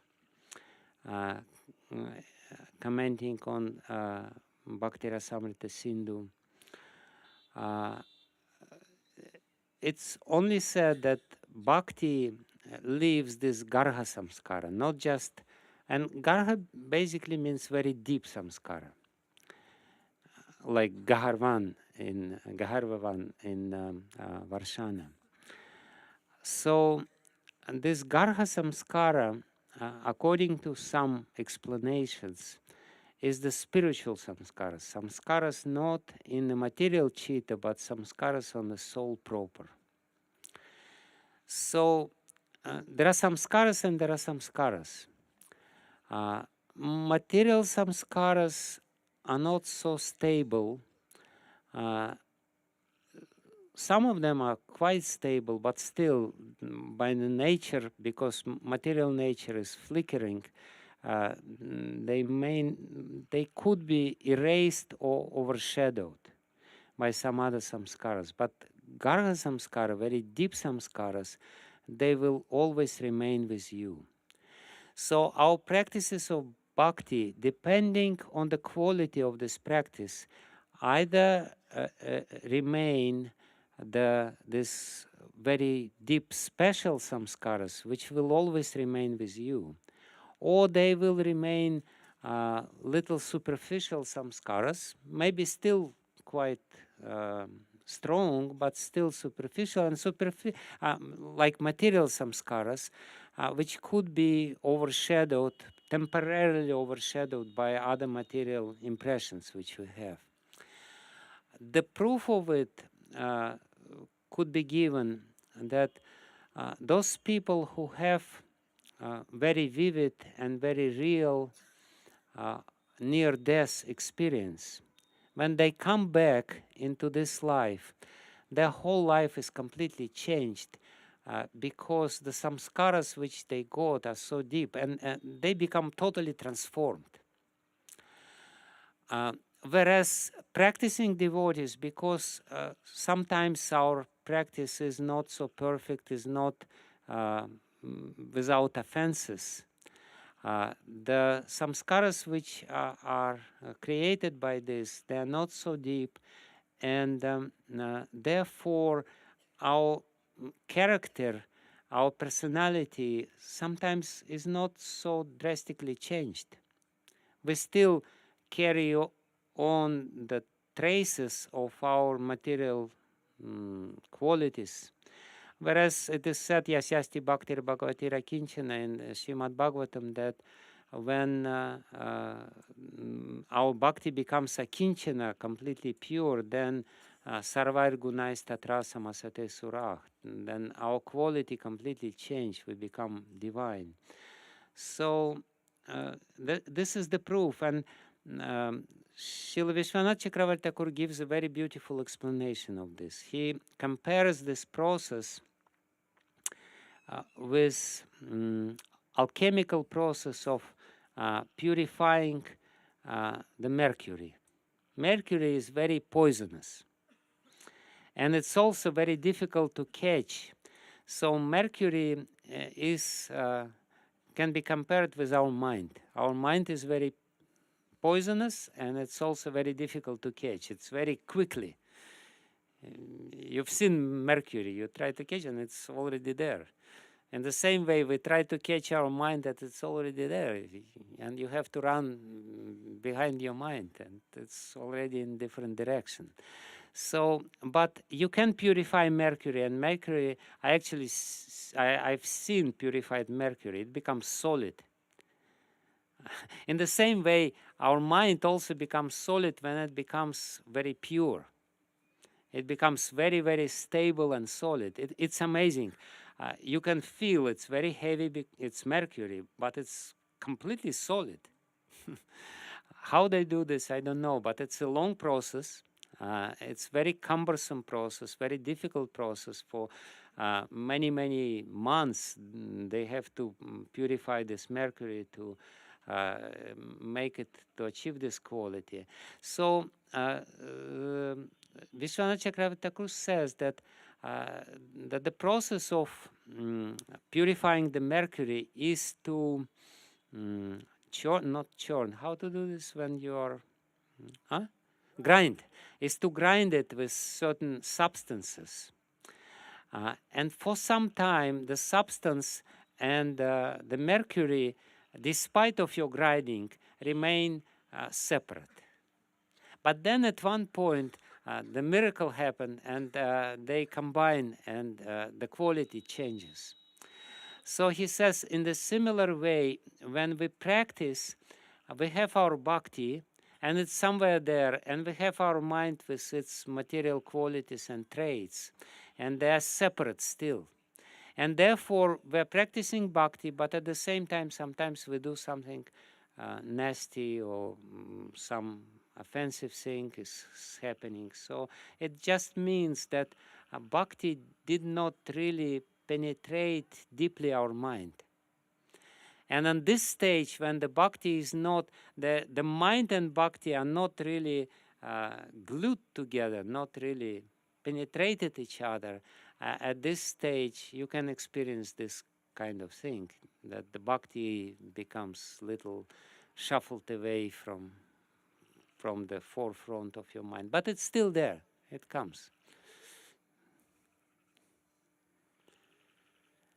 Okay, well, I see the hand, but I don't see who is behind the hand. Yeah, you can. Pranahari Prabhu. Okay. I only see your beard.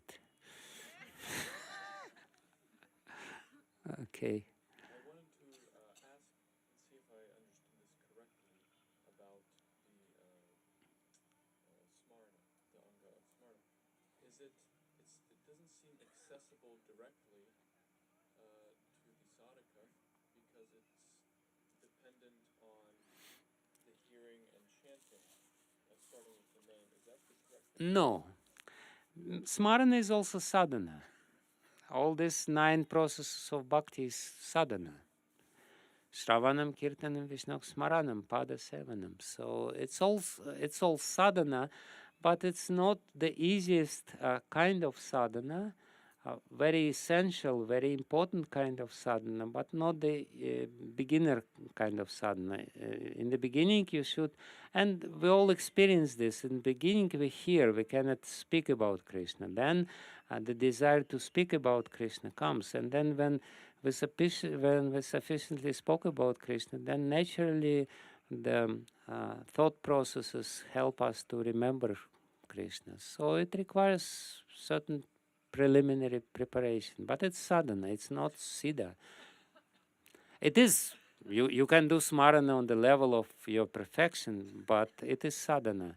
You can do it in the beginning level, and you will be able to little bit kinchit anusandanam, this little investigation in the mind you can do. The form appears, the samskara appears in your mind, and you investigate. You just you looked at it, but then it disappears, being overshadowed or being exchanged to another samskara.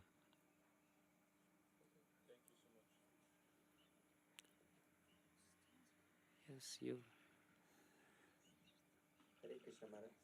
You were telling about chitta and sanskaras as well from subtle gross develops, just like material body develops from subtle and chitta sanskar. So I want to know how the soul forms develop, just like Sarupa of the soul, particular soul, because everything is made of consciousness. So how whether by cultivating like sanskaras, the forms of soul develops or something else? Can you please? No, the soul, Srila Prabhupada explains that the soul has desires. And the desire is the subtle form, the original desire of the soul to enjoy independently on God is the subtlest form of our conditioning. When this desire, I can be on my own, I can enjoy without him, I don't need him.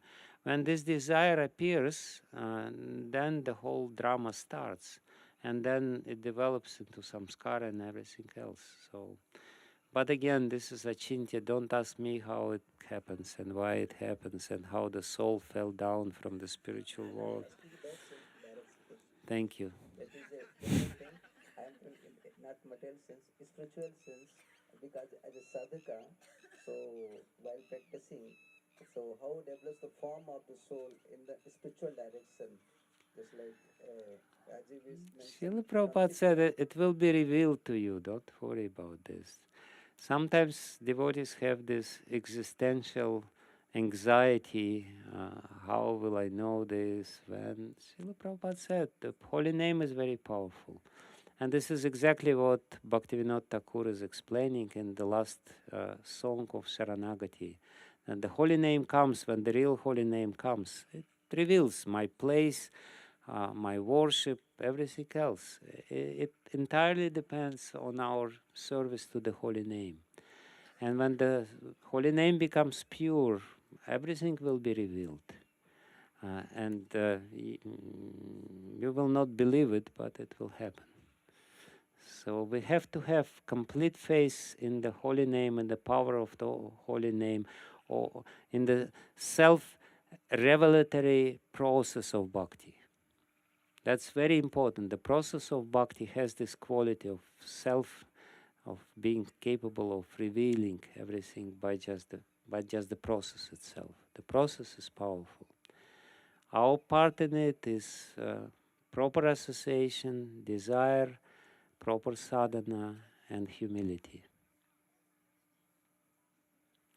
Okay, I guess that's it. Thank you very, very much.